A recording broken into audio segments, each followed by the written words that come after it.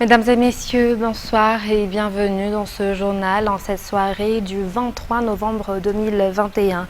Dans les actualités de ce jour, page politique. La gestion du COMESA par Madagascar a été fructueuse à travers les efforts entrepris et la facilitation des échanges commerciaux entre les pays membres. Chacun s'est donné la main pour mettre en place le marché numérique commun selon le président Andry Rajoelina qui a ouvert officiellement le 21e sommet du COMESA au Caire en Égypte aujourd'hui.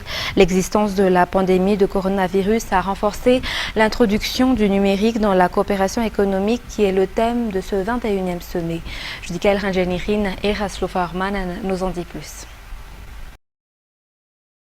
3 ans après l'Osaka en Zambie, les chefs d'État et les dirigeants de l'Afrique se sont réunis au Caire en Égypte dans le cadre du 21e sommet du COMESA. Le président de la République malgache, Andry Rajoelina, a ouvert officiellement la réunion aujourd'hui. Le virus Covid-19 a laissé de grandes séquelles pour les pays africains selon le président. Il a eu des conséquences sur l'économie, le transport des produits comme celui des hommes a été suspendu. Le prix des produits ont augmenté sur tous les marchés, plus de 250 millions de gens ont perdu leur emploi, ce qui a poussé à l'utilisation des technologies pour éviter encore plus de dégâts. Ce qui correspond également au thème de ce sommet, le Caire 2021, qui est le renforcement du redressement économique à travers l'ouverture économique et l'utilisation du numérique.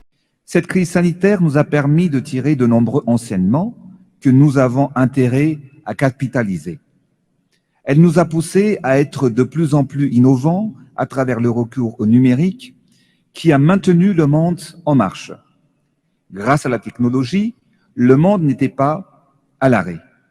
Les entreprises ont pu poursuivre leur activité et même les gouvernements et gouvernants et hauts responsables des pays du monde ont pu continuer à fonctionner et à décider notamment des stratégies communes contre la pandémie.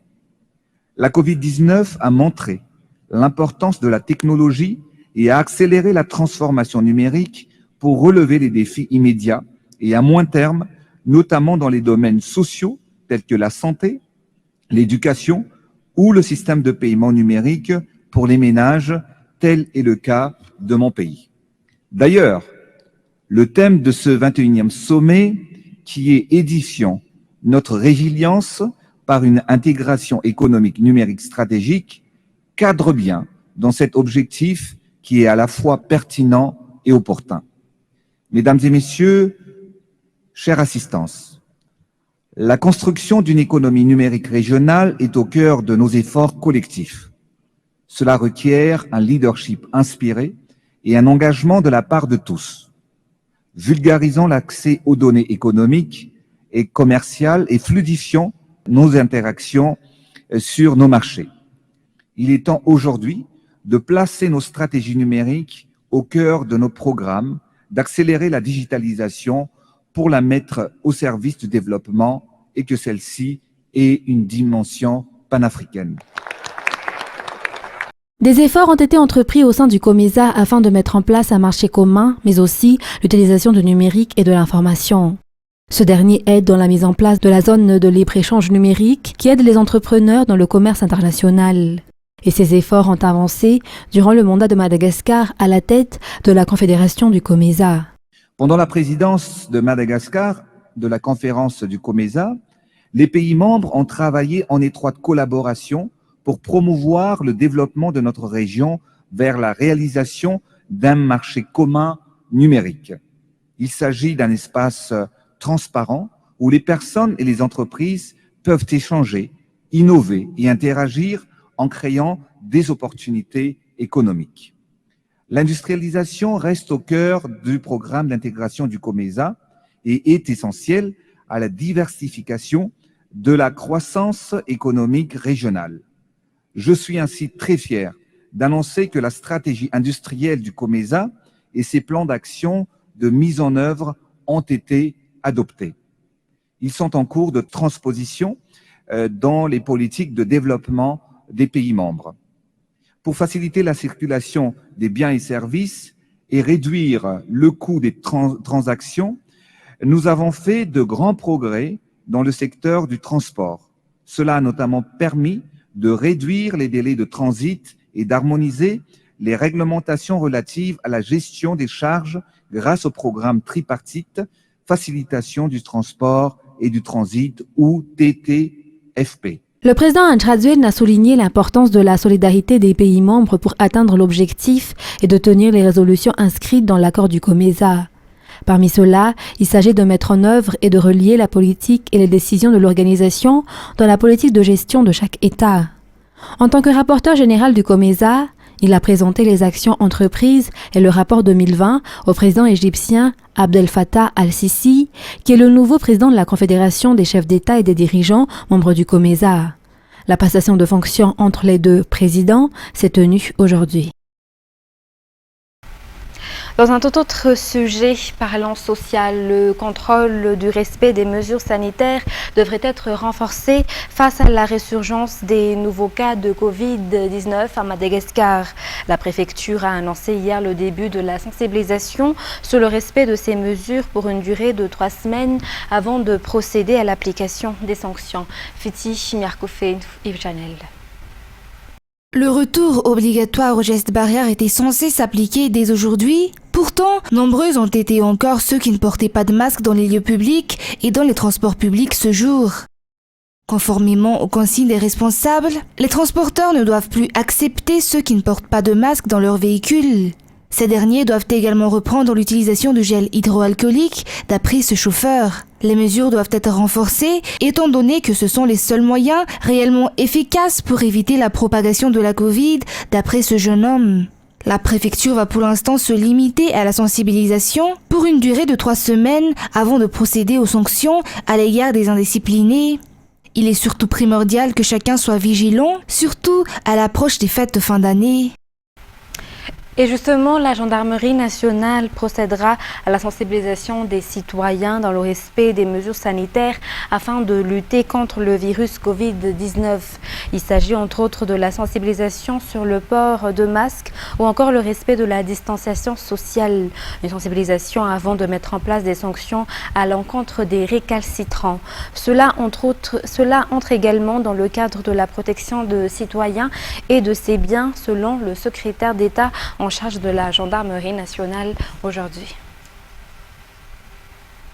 Dans un tout autre sujet, le maire de la commune de Maïvatanan, Mbanvuic, dans la région de Bezbouk, n'a pas encore pu prendre ses fonctions 9 mois après la sortie du décret du Conseil d'État le nommant à ce poste. Le maire indépendant, qui a donc été destitué, n'a pas voulu effectuer la passation. De ce fait, le mandat de ce dernier n'est désormais plus légitime, selon les notables de la commune qui ont fait appel au gouvernement pour suivre de près cette affaire. Anienne Martina sur les images de Kevin Ravonersin. Le problème concernant la passation entre le maire élu auprès de la commune Mbanvuic et Maïvatanan dans la région de Bezbouk n'est pas encore résolu. D'après les informations, le maire indépendant, élu de manière illégale, dirige la commune actuellement lors qu'une ordonnance du Conseil d'État du 19 février 2021 dernier dispose que Ravou Kachaliv, candidat de l'IRK, est élu maire de Maïvatanan après que la juridiction compétente ait procédé à l'examen des dossiers. Et le 19 mai 2021 a été la date prévue pour la passation entre les deux parties. D'après les informations, les deux maires ainsi que les responsables à tous les niveaux ont reçu cette grosse, mais la passation serait entravée par le dirigeant d'un parti politique proche du pouvoir. Aussi, le maire en titre de la commune de Maïvatanan, Mbanvuic, est encore celui qui a été élu dans l'illégalité. Dans la page fait divers de ce jour, un garçonnet de 4 ans a été victime d'une tentative d'enlèvement la fin de la semaine dernière à Ito, district d'Antananarivo à Tsimjan. D'après les informations, un récidiviste chinois est soupçonné d'en être l'instigateur. Ce dernier, en effet, a déjà fait parler de lui il y a quelques années quand il a aspergé d'acide l'un de ses employés à Béourirk. Selon les membres de la famille de l'enfant, il s'agirait d'une vengeance. Cécile nous en dit plus. Vendredi dernier, un garçonnet de 4 ans a été enlevé par 2 individus à un bagnal à Itosi. D'après les faits rapportés par la famille, les personnes aux alentours s'en sont rendues compte et se sont mises à la poursuite des ravisseurs. Aussi, l'enfant a pu échapper des mains de ces derniers qui ont préféré prendre la fuite. Les investigations des forces de l'ordre ont abouti à l'arrestation d'un individu de nationalité chinoise. En effet, les témoins oculaires ont indiqué que l'un des kidnappeurs est un employé de ce Chinois, mais qu'il ne s'agirait que d'un homme de main dans un acte de vengeance d'après les informations. En effet, ce ressortissant chinois avait déjà été impliqué dans une affaire qui a fait la une de l'actualité il y a quelques années, lorsqu'il a aspergé d'acide l'un de ses employés, Alex Tiashop à Nalankil. Ce dernier a déjà été incarcéré suite à cette affaire, mais il est déjà en liberté actuellement. Par la suite, il a utilisé tous les moyens possibles pour reprendre ce magasin qui cependant est déjà occupé par quelqu'un d'autre. Et ces nouveaux occupants ne sont autres que les parents de l'enfant victime de la tentative d'enlèvement. Le refus de ce dernier de quitter le magasin serait d'après les informations la cause de tout ceci. Les personnes impliquées dans cette tentative d'enlèvement seront déférées devant le parquet à Anoussi demain. Dans la page économique de ce jour, l'autorité nationale chargée des mesures correctives et commerciales ou ANMCC a pour attribution l'élaboration des réglementations nationales, l'application des mesures correctives commerciales et la protection des industries nationales face aux pratiques commerciales préjudiciables. 3 mesures sont prises par l'ANMCC à l'égard des industries internationales en cas de non-respect des réglementations commerciales. Dans ce cadre, un atelier de validation de la stratégie de défense commerciale de Madagascar s'est tenu aujourd'hui à Tsiad, à l'initiative de cet organisme rattaché au ministère de l'Industrialisation, du Commerce et de la Consommation. Reportage sur les images de Kevin Ravonerson. Le dumping est l'une des pratiques connues dans le milieu commercial. Il s'agit d'une pratique visant à introduire sur le marché du pays importateur un produit à un prix inférieur à sa valeur normale dans le pays d'origine. Parmi les rôles de l'ANMCC ou autorité nationale chargée des mesures correctives commerciales figure la lutte contre le dumping à travers la mise en place des mesures correctives commerciales si la pratique est justifiée après une enquête à travers la mise en œuvre des accords commerciaux de l'Organisation mondiale du commerce. Selon Barthélémy, directeur général de l'ANMCC, la baisse de prix n'est pas interdite et cela est même encouragé sur le marché local. Mais si la société importatrice de produits pratique une baisse à un prix inférieur à celui du prix de vente et que cela nuit à la concurrence, surtout aux industries locales, et entraîne même l'arrêt des activités de la société en question, cela reste une pratique préjudiciable. D'autant plus préjudiciable si la société importatrice augmente son prix après avoir conquis le marché. Des mesures seront alors prises par l'ANMCC après enquête. Par ailleurs, parmi les mesures appliquées par l'ANMCC figurent les mesures de sauvegarde qui visent à protéger une branche de la production nationale contre l'augmentation des produits importations, augmentation qui pourrait être source de menaces pour cette branche. Il existe également une mesure anti-subvention qui vise à protéger les industries nationales contre les produits subventionnés venant du marché extérieur. L'ANMCC a pour rôle de coordonner les produits d'importation afin qu'ils ne nuisent pas au marché local. Les mesures seront appliquées après enquête et si les pratiques commerciales préjudiciables sont prouvées. Plusieurs étapes seront alors effectuées avant la mise en place d'une mesure définitive, d'après toujours le DG de l'ANMCC. Selon les informations, le lait concentré figure parmi les produits en cours d'enquête pour dumping. Lui, a déjà également fait l'objet d'enquêtes au niveau de l'ANMCC pour mesure de sauvegarde en 2019, mais l'enquête a été suspendue du fait de la situation sanitaire. Passons au présent, aux actualités internationales. Les Allemands seront vaccinés, guéris ou morts d'ici à la fin de l'hiver en raison de la flambée du nombre des contaminations par le Covid-19, a averti hier le ministre de la Santé, tandis que la chancelière sortante Angela Merkel parle d'une situation dramatique. France 24. Bienvenue au marché de Noël de Berlin et aux vaccinés. C'est la nouveauté cette année pour avoir droit à l'incontournable saucisse ou à un vin chaud. Moi, je suis vaccinée, mais les personnes non vaccinées ne peuvent évidemment pas se rendre au marché de Noël. C'est dommage pour eux, mais je suis contente d'avoir la possibilité d'y participer. Un marché de Noël peut être en sursis, car d'autres ailleurs, comme en Bavière, ont déjà baissé le rideau. Depuis la semaine dernière, avec l'explosion des cas de Covid-19, la plupart des landeurs appliquent la règle dite des 2G. Seules les personnes vaccinées ou guéries sont autorisées à accéder aux lieux publics. Des restrictions qui, de l'aveu même de la chancelière ce lundi, pourraient être insuffisantes face à l'envolée des cas. Le ministre de la Santé a, lui, voulu marquer les esprits. D'ici la fin de l'hiver, dans le pays, tout le monde sera vacciné, guéri ou mort. Un ministre qui appelle une nouvelle fois ses compatriotes à se faire vacciner de toute urgence. Avec 68%, l'Allemagne affiche l'un des taux de vaccination parmi les plus faibles en Europe. Un message entendu ici devant la Philharmonie à Hambourg, reconverti en centre de vaccination. Nous avons été surpris ces derniers jours par le nombre de personnes voulant se faire vacciner et qui se sont manifestées à Hambourg. Aujourd'hui, je m'attends à ce que nous dépassions les 1000 personnes. Les autorités réfléchissent déjà à de nouvelles mesures pour freiner l'épidémie. Angela Merkel appelle les Länder à prendre des décisions d'ici mercredi. La Guadeloupe, où un tiers de la population vit sous le seuil de la pauvreté avec un fort taux de chômage, est secouée depuis plusieurs jours par un mouvement ayant pour origine la contestation de l'obligation vaccinale des soignants qui a dégénéré en crise sociale émaillée de nombreuses violences avec barricades, pillages et incendies. France 24 nous en dit plus. Derrière l'obligation vaccinale et le pass sanitaire, un malaise plus profond en Guadeloupe, celui d'une population qui souffre de la vie chère et du chômage. Depuis quelques mois, là, tout a augmenté. Dans les magasins, tout a augmenté. En plus du prix de l'essence, là, c'est chaud. Ils imposent et ils donnent rien.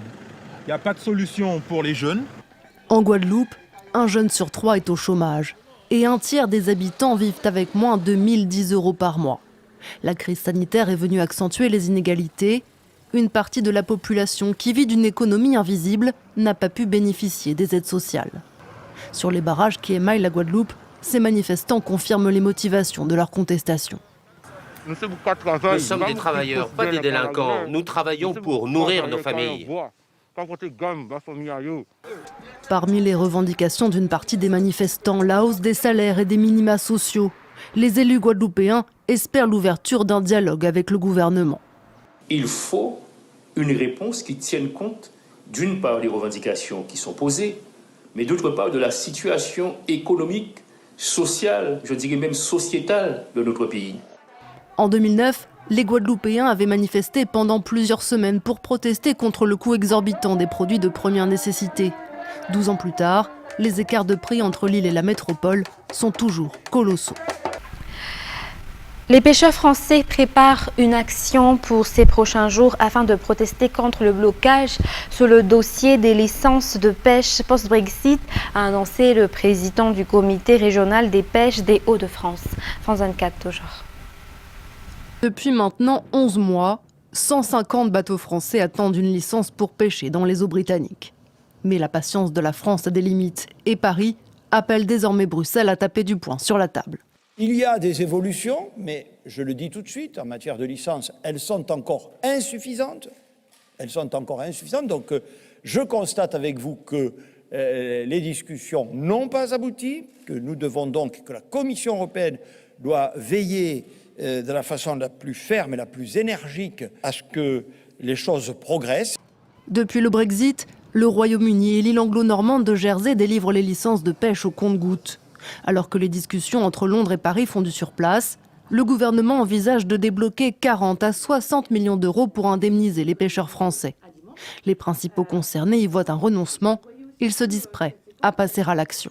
Les pêcheurs vont bouger. Je crois qu'ils ont été suffisamment patients. Ça fait quand même 11 mois qu'ils attendent. Je pense que s'il y a des actions, ça sera vraiment très ciblé. Ça sera plutôt pour emmerder l'économie anglaise. En attendant une avancée des négociations, la France a finalement suspendu les sanctions qu'elle comptait imposer au Royaume-Uni à compter du 1er novembre. Le chef de l'État a lui promis de continuer à se battre pour les pêcheurs. Mesdames et messieurs, c'est la fin de ce journal. Je vous remercie de nous avoir suivis jusqu'à la fin. Très bonne continuation sur notre chaîne. Au revoir.